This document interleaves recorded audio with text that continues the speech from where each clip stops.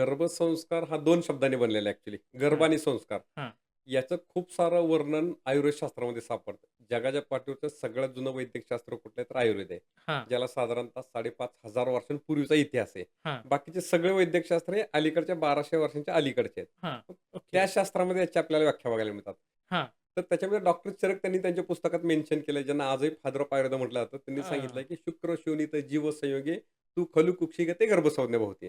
Okay. अर्थात ते संस्कृतमध्ये आहे. हां, मग मराठीत त्याचा अर्थ काय होतो, की एखाद्या स्त्रीच्या गर्भाशयामध्ये स्त्रीचं स्त्रीबीज हां, आणि पुरुषाचं पुरुषबीज एकत्र आल्यानंतर हां, तिसऱ्या जीवाचा किंवा आत्म्याचा त्याच्यात प्रवेश झाल्यानंतर जो जिवंत मांसाचा गोळा बनतो आणि वाढतो त्याला गर्भ म्हणतात. हां, आता संस्कार म्हणजे याचं पण खूप छान त्यांनी वर्णन केलंय. हां. संस्कार म्हणजे संस्कारो ही गुणांतराधानम. ओके. संस्कार म्हणजे गुण बदलणं. हां. कसे गुण बदलणं? आपल्याला अपेक्षित गुणांचं वर्धन करणं, नको असलेल्या गुणांना कमी करणं, बाजूला करणं किंवा काढून टाकणं, म्हणजे संस्कार. आणि ओके. मग गर्भसंस्कार म्हणजे काय याचा अर्थ थोडक्यात, की एखाद्या स्त्रीच्या गर्भाशयामध्ये गर्भ वाढतोय, हां. ज्याच्यामध्ये आपल्याला अपेक्षित गुणांचं वर्धन करायचंय, नको असलेल्या गुणांना कमी करायचं किंवा काढून टाकायचंय, म्हणजे गर्भसंस्कार.